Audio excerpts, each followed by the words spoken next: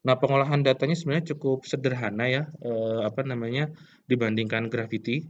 Kalau di buku teks Anda bisa cek mungkin di Blakely yang paling lama, konvensional, ya delta T sebagai pola anomali atau total magnetic intensity itu adalah nilai observasi dikoreksi dengan medan regional.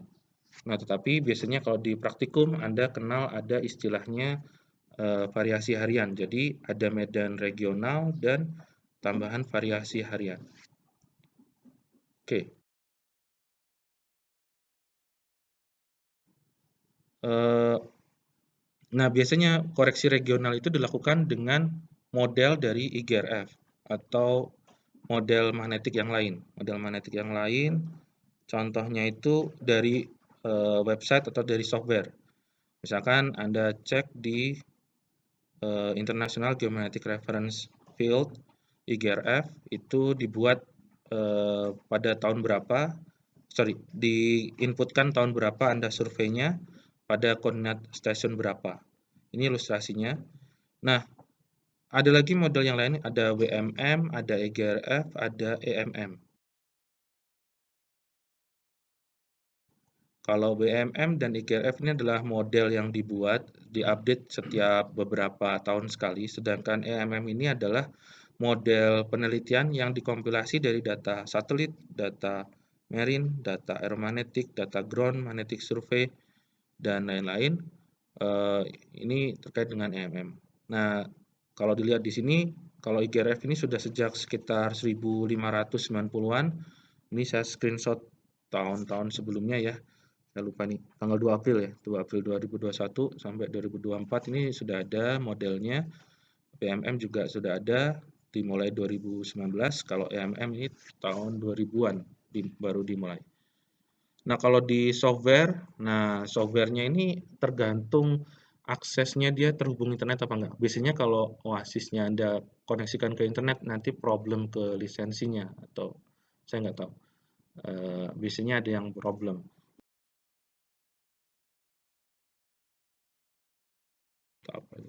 Nah, ini ilustrasinya. Jadi tinggal diinputkan koordinat lokasi surveinya, kemudian perkiraan elevasinya dan tanggal surveinya. Misalkan 2000.2 ini 2000,2 bisa jadi ini berkaitan dengan desimal terkait dengan bulan ya kan, pembulatan desimalnya.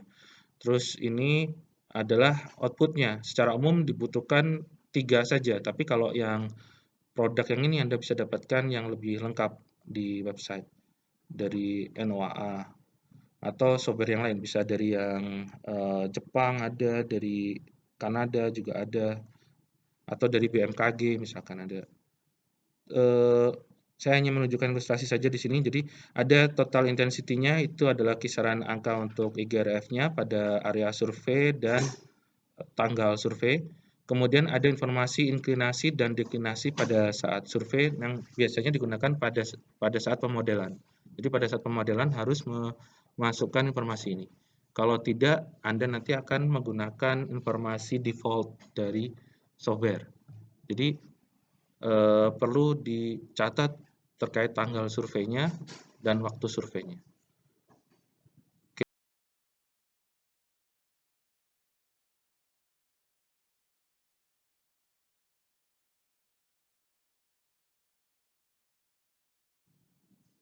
Nah, paling saya ingin diskusikan ke variasi harian karena hampir semuanya sudah lancar lah. Kan kemarin sudah ada data ya, sudah ada data yang disampaikan.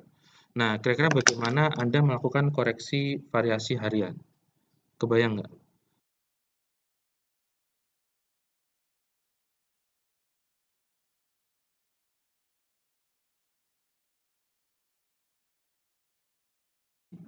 Kalau yang paling praktis itu kan sebenarnya, misalkan kita anggap bahwa database-nya itu in situ ya, maksudnya itu sebagian nilai regionalnya. Berarti dia sudah termasuk koreksi variasi hariannya yang ada di situ. Jadi tinggal apa yang dibaca di eh, lapangan itu dikoreksikan dengan nilai di base pada time yang sama, pada waktu yang sama. Tetapi kalau kita menggunakan nilai referensi yang berbeda, maka kita perlu melihat berapa bedanya atau berapa variasi harian yang akan digunakan. Jadi sebenarnya contohnya itu kalau kita gunakan regional satu acuan, itu tinggal ditambahkan suatu konstanta saja misalkan seperti itu. Tapi kalau misalkan variasi hariannya Anda harus hitung, maka Anda harus tahu misalkan acuannya ini berapa di base, anggap aja nilai rata-rata atau nilai minimum atau nilai maksimum gitu ya yang Anda tentukan sebagai nilai regional in situ di daerah tersebut. Nah, kemudian ada selisih. Nah, selisihnya itu adalah variasi harian. Variasi harian itu bisa jadi positif atau negatif. Ya kan? Ini kan pada satu titik yang sama tapi waktunya berbeda dari pagi sampai hampir 24 jam, anggap aja seperti itu. Nah, inilah yang kita lihat sebagai nilai variasi harian. Contohnya misalkan kalau dari ilustrasi, ini saya pengen nge-zoom tapi lupa terus. Jadi misalkan bisa jadi kalau jam 7 nih variasinya angkanya pada orde sekian, jam 7, jam 8, jam 11 gitu ya. Kalau kita sudah punya referensi rata-rata sebagai regional field-nya. Oke. Itu ilustrasinya. Kalau kita sudah mendapatkan koreksi, kurang lebih ini adalah orde dari angka anomali magnetiknya setelah dikoreksi regional dan variasi harian. Kalau sebelumnya kan ordenya di 41 ribuan ya, 45 ribuan. Mana tadi, ada nggak ya datanya? Nah ini, ya misalkan seperti ini. Kalau di daerah Indonesia misalkan 43.000, ini mungkin di sekitar Sumatera begitu ya. Nah, oke, jadi kalau kita di tempat yang berbeda, bisa jadi orde pembacaannya akan juga berbeda.